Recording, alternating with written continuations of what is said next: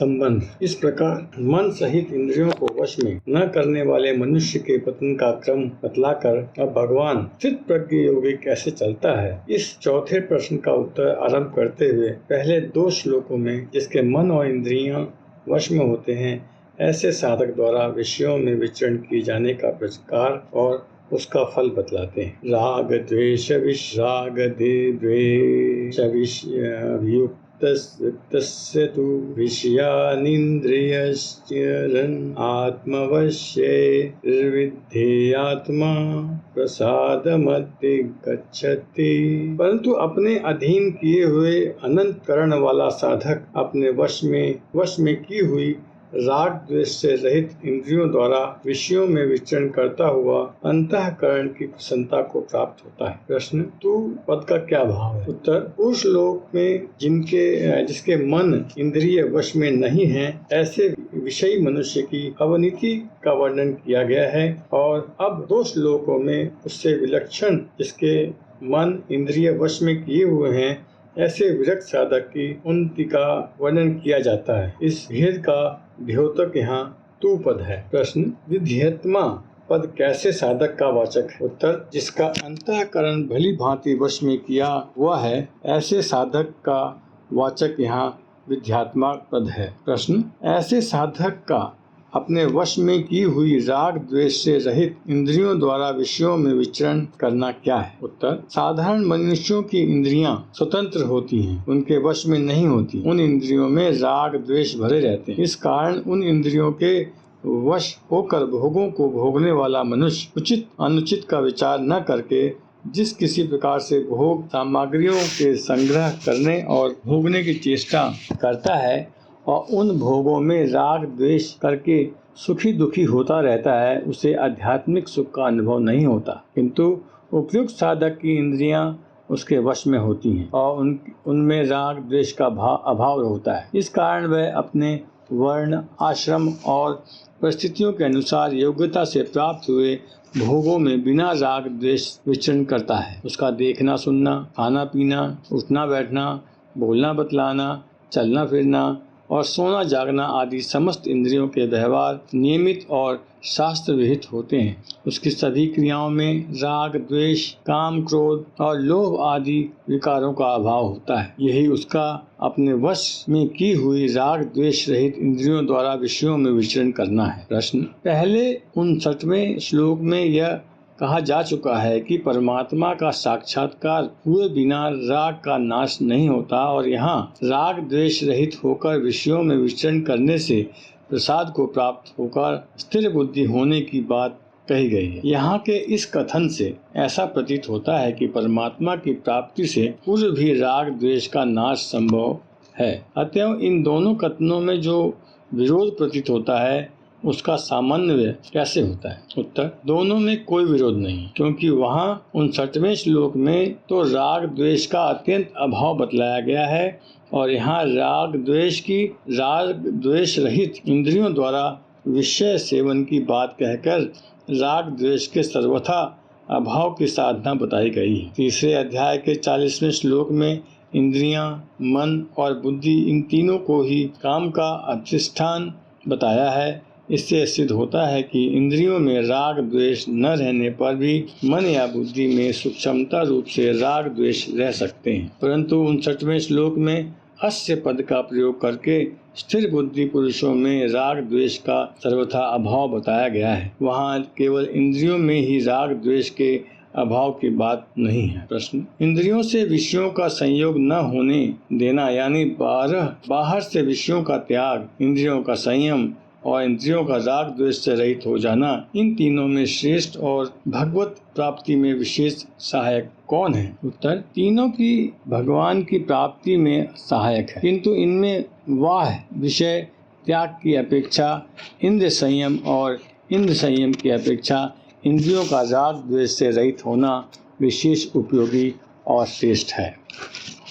यद्यपि वाह विषयों का त्याग भी भगवान की प्राप्ति में सहायक है, परंतु जब तक इंद्रियों का संयम और राग द्वेष का त्याग न हो, तब तक केवल वाह विषयों के त्याग से विषयों की पूर्ण निवृत्ति नहीं हो सकती और न कोई सिद्धि ही प्राप्त होती है। तथा ऐसी बात भी नहीं है कि वह विषय का त्याग किए बिना इंद्र संयम हो ही नहीं सकता, क्योंकि भगवान की पूजा, सेवा, जप और विवेक, वैराग्य आदि दूसरे उपायों से सहज ही इंद्रिय संयम हो जाता है। एवं इंद्रिय संयम हो जाने पर अनायास ही विषयों का त्याग किया जा सकता है। इंद्रियां जिसके वश में है वह चाहे जब चाहे जिस विषय का त्याग कर सकता है, इसलिए वह विषय त्याग की अपेक्षा इंद्रिय संयम श्रेष्ठ है। इस प्रकार इंद्रिय संयम भी भगवत प्राप्ति में सहायक है, परंतु इंद्रियों के राग द्वेष का त्याग हुए बिना केवल इंद्रिय संयम से विषयों की पूर्णतया निवृत्ति होकर वास्तव में परमात्मा की प्राप्ति नहीं होती। और ऐसी बात भी नहीं कि वह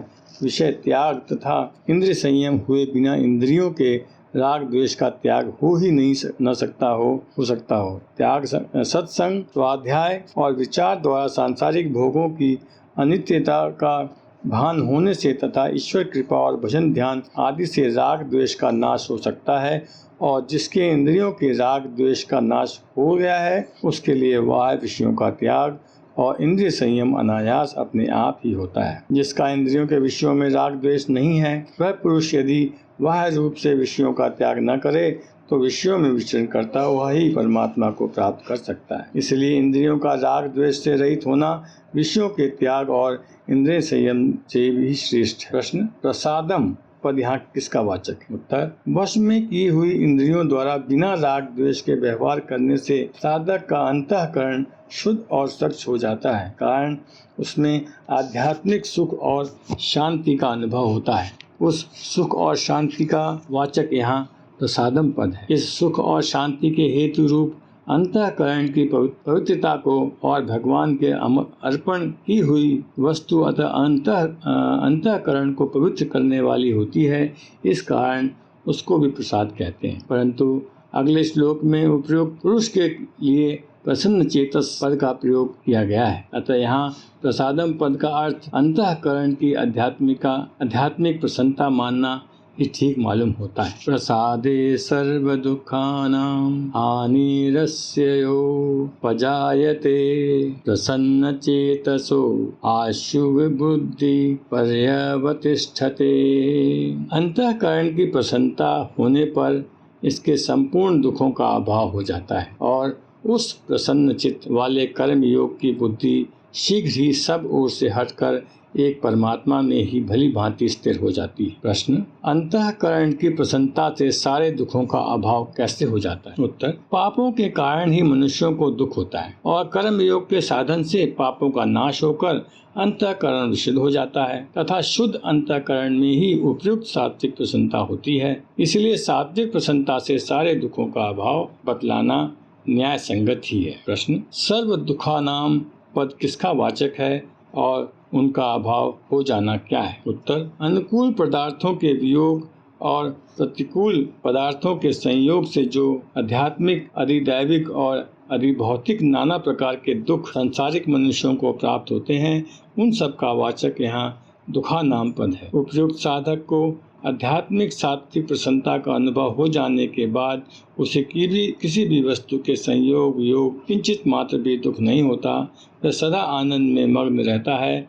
यही संपूर्ण दुखों का अभाव हो जाना है। प्रश्न, प्रसन्न चित्त वाले योगी की बुद्धि शीघ्र ही सब ओर से हटकर भली भांति परमात्मा में स्थिर हो जाती है, इस कथन का क्या भाव है? उत्तर, इससे यह भाव दिखलाया है कि अंतःकरण के पवित्र हो जाने पर जब साधक को आध्यात्मिक प्रसन्नता प्राप्त हो जाती है, तब उसका मन क्षण भर भी उस सुख और शांति का त्याग नहीं कर सकता।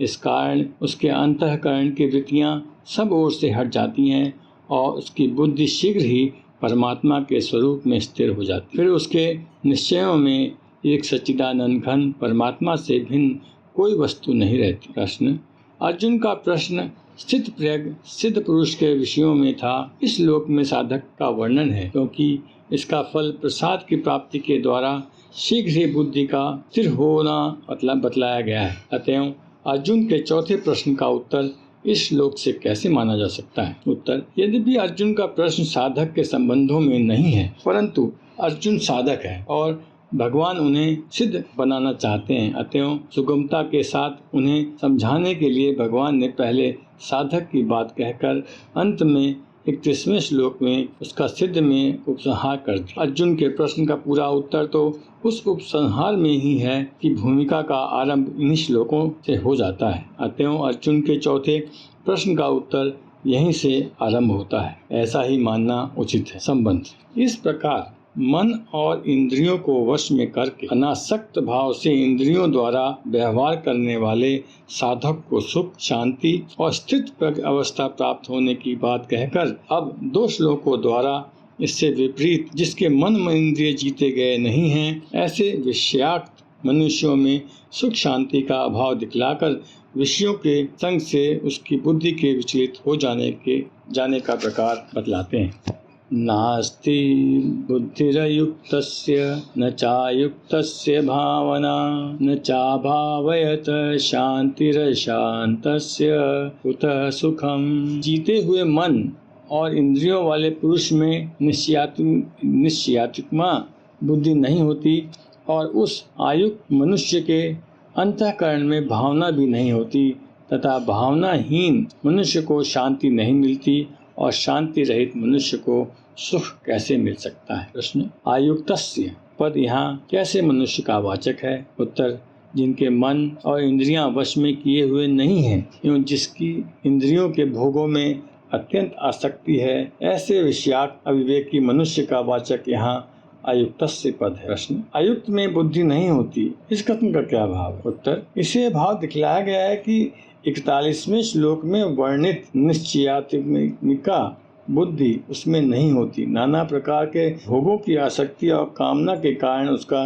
मन विपक्ष रहता है, क्षिप्त रहता है। इस कारण वह अपने कर्तव्य का निश्चय करके परमात्मा के स्वरूप में बुद्धि को स्थिर नहीं कर सकता। प्रश्न आयुक्त के अंतःकरण में भावना भी नहीं होती, इस कथन का क्या भाव। उत्तर इससे भाव दिखलाया है कि मन और इंद्रियों के अधीन रहने वाला विषयासक्त मनुष्य में निश्चयात्मिका बुद्धि नहीं होती। इसमें तो कहना ही क्या, उसमें भावना भी नहीं होती, अर्थात परमात्मा के स्वरूप में बुद्धि का स्थिर होना तो दूर रहा, विषयों में आसक्ति होने के कारण यह परमात्मा स्वरूप का चिंतन भी नहीं कर सकता। उसका मन निरंतर विषयों में ही रमण करता रहता है। प्रश्न भावनाहीन मनुष्यों को शांति नहीं मिलती, इस कथन का क्या भाव। उत्तर इससे दिखलाया गया है कि परम आनंद और शांति के समुद्र परमात्मा का चिंतन न होने के कारण आयुक्त मनुष्य का चित्त निरंतर विक्षिप्त रहता है। उसमें राग, द्वेष, काम, क्रोध और लोभ, ईर्ष्या आदि के कारण हर समय जलन और व्याकुलता बनी रहती है, त्यों उसको शांति नहीं मिलती। प्रश्न शांति रहित मनुष्यों को सुख कैसे मिल सकता है, इस कथन का क्या भाव। इससे भाव दिखलाया गया है कि चित्त में शांति का प्रादुर्भाव हुए बिना कहीं किसी भी अवस्था में किसी भी उपाय से मनुष्य को सच्चा सुख नहीं मिल सकता। विषय और इंद्रियों के संयोग में तथा निद्रा, आलस्य और प्रमाद में भ्रम से जो सुख की प्राप्ति होती है वह वास्तव में सुख नहीं है, वह तो दुखों का हेतु होने से वस्तुतः दुख ही है। इंद्रियाणा ही चरन्ताम यन मनोनु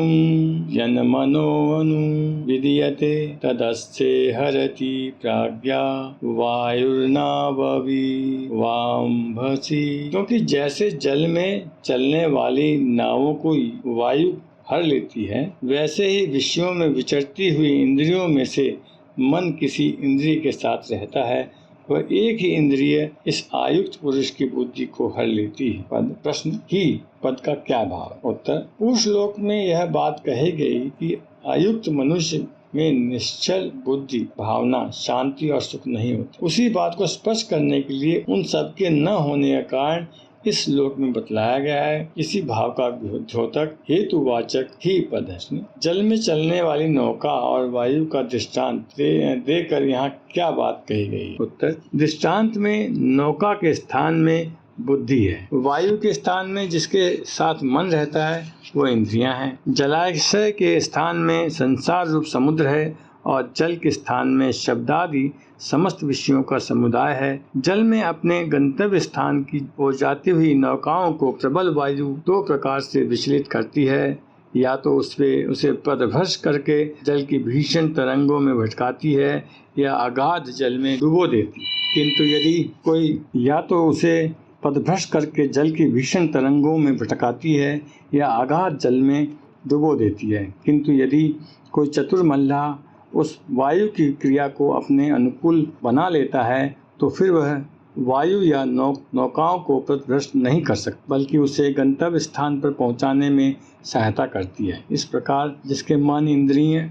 वश में नहीं है, ऐसा मनुष्य यदि अपनी बुद्धि को परमात्मा के स्वरूप में निश्चल करना चाहता है तो भी उसकी इंद्रियां उसके मन को आकर्षित करके उसकी बुद्धि को दो प्रकार से विचलित करती है। इंद्रियों का बुद्धि रूप नौकाओं को परमात्मा से हटाकर नाना प्रकार के भोगों की प्राप्ति का उपाय सोचने में लगा देना उसे भीषण तरंगों में भटकाना है और पापों में प्रवृत्त करके उसका अंधपतन करा देना, उसे डुबो देना है। परंतु जिसके मन और इंद्रिय विषय में रहते हैं, उसकी बुद्धि को वे विचलित नहीं करते, वरन बुद्धि रूप नौकाओं को परमात्मा के पास पहुंचाने में सहायता करते हैं। 64वें और 65वें श्लोक में यही बात कही गई है। प्रश्न: सब इंद्रियों द्वारा बुद्धि के विचलित किए जाने की बात न कहकर एक इंद्रिय के द्वारा ही बुद्धि का विचलित किया जाना कहने का क्या अभिप्राय है? उत्तर: इससे इंद्रियों की प्रबलता दिखलाई गई है। अभिप्राय यह है कि सब इंद्रियां मिलकर मनुष्य की बुद्धि को विचलित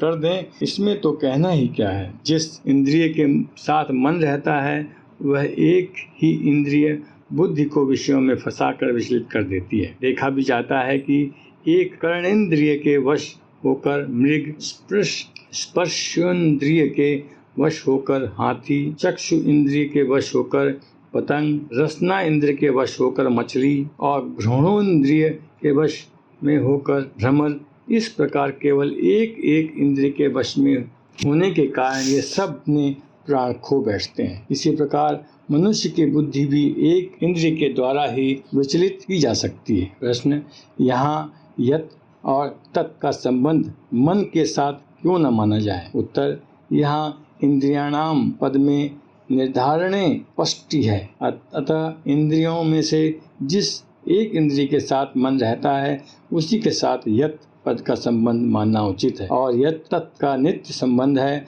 अतः तत् का संबंध भी इंद्रिय के साथ ही होगा। अनुविधीयते में अनु उपसर्ग नहीं, कर्म प्रवचनीय संज्ञक अव्यय है, अतः उसके योग में यत में द्वितीय विभक्ति हुई है और कर्म करती प्रक्रिया के अनुसार विधीयते का कर्मभूत मन पद ही कर्ता के रूप में प्रयुक्त हुआ है। इसके अतिरिक्त अगले श्लोक में तस्मात् पद का प्रयोग करके इंद्रियों में वश में करने वाली बुद्धि स्थिर बतलाई गई है। इसलिए भी यहाँ यत और तत् पदों का इंद्रिय के साथ भी संबंध मानना अधिक युक्त संगत मालूम होता है। प्रश्न: अकेला मन या अकेली इंद्रिय बुद्धि के हरण करने में समर्थ है या नहीं? उत्तर: मन के साथ हुए बिना अकेली इंद्रिय बुद्धि को नहीं हर सकती। हाँ, मन इंद्रियों के बिना अकेला भी बुद्धि को हर सकता है। संबंध: इस प्रकार अयुक्त पुरुष की बुद्धि के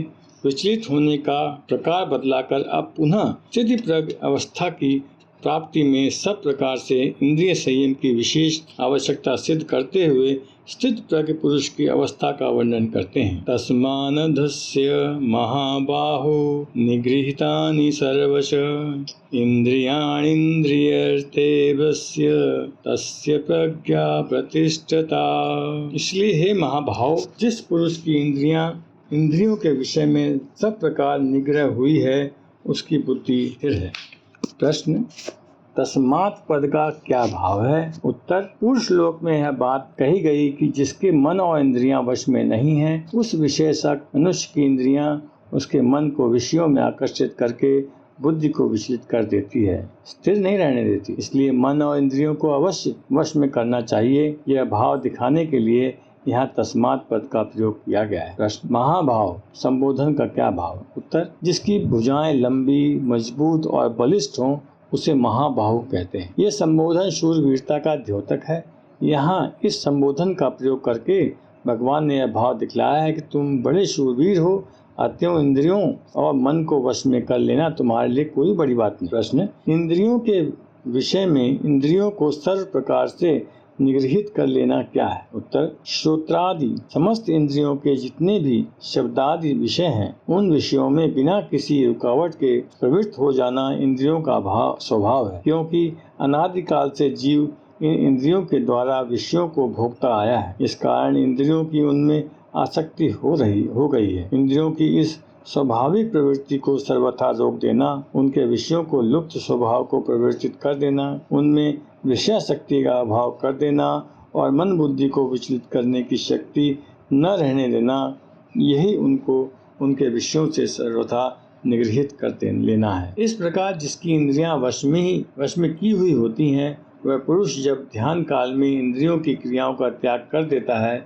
उस समय उसकी कोई भी इंद्रिय न तो किसी भी विषय को ग्रहण कर सकती है और न उसकी सूक्ष्म वृत्तियों द्वारा मन में विक्षेप ही उत्पन्न कर सकती है। उस समय वे मन में तदुप सी हो जाती हैं और व्युत्थान काल में जब वह देखना, सुनना आदि इंद्रियों की क्रिया करता रहता है, उस समय वे बिना आसक्ति के नियमित रूप से यथा योगी शब्दादि विषयों का ग्रहण करती है। किसी भी विषय में उसके मन को आकर्षित नहीं कर सकती, वरन मन का ही अनुसरण करती है। चित्त प्रज्ञ पुरुष लोक संग्रह के लिए जिस इंद्रिय के द्वारा जितने समय तक जिस शास्त्र सम्मत विषय का ग्रहण करना उचित समझता है, वही इंद्रिय उतने ही समय तक उसी विषय का ग्रहण करती है। उसके विपरीत कोई भी इंद्रिय किसी भी विषय को ग्रहण नहीं कर सकती। इस प्रकार जो इंद्रियों पर पूर्ण आधिपत्य कर लेना है, उसकी स्वतंत्रता को सर्वथा नष्ट करके उनके अपने अनुकूल बना लेना है। यही इंद्रियों के विषयों से इंद्रियों को सब प्रकार से निगृहित कर लेना है। प्रश्न 98 श्लोक का और इस श्लोक का उत्तरार्ध एक ही है। फिर यहाँ पूर्वार्ध में संहरते और इस श्लोक में निगृहीतानि पद का प्रयोग करके दोनों में क्या अंतर दिखलाया गया? उत्तर, 98वें श्लोक में भगवान अर्जुन के किमासीत कैसे बैठता है, इस तीसरे प्रश्न का उत्तर देते हुए स्थित प्रज्ञ पुरुष की अक्रिय अवस्था का वर्णन कर रहे हैं। इसलिए वहाँ कछुए का दृष्टांत देके संहरते पद से विषयों से हटा लेना कहा है। वह रूप में इंद्रियों को विषय से हटा लेना तो साधारण मनुष्य के द्वारा भी बन सकता है, परंतु वहाँ के हटा लेने में विलक्षणता है, क्योंकि वह स्थित प्रज्ञ पुरुष का लक्षण है। अतएव आसक्त रहित मन और इंद्रियों का संयम भी इस हटा लेने के साथ ही है। और यहाँ भगवान स्थित प्रज्ञ की स्वाभाविक अवस्था का वर्णन करते हैं, इसलिए यहाँ निगृहीतानि पद आया है। विषयों की आसक्ति से रहित होने पर ही सब ओर से मन इंद्रियों का ऐसा निग्रह होना नहीं, उपसर्ग और सर्वस्व विशेषण से भी यही सिद्ध होता है। अतः दोनों की वास्तविक स्थिति में कोई अंतर न होने पर भी वहाँ अक्रिय अवस्था का वर्णन है और यहाँ सब समय की साधारण अवस्था का यही दोनों में अंतर है। प्रश्न, उसकी बुद्धि स्थिर है, इस कथन का क्या भाव है? उत्तर, इससे यह भाव दिखलाया गया है कि जिसकी मन सहित समस्त इंद्रियां उपयुक्त प्रकार से वश में की हुई हैं, उसकी बुद्धि स्थिर है। जिसके मन और इंद्रियां वश में नहीं है, उसकी बुद्धि स्थिर नहीं रह सकती।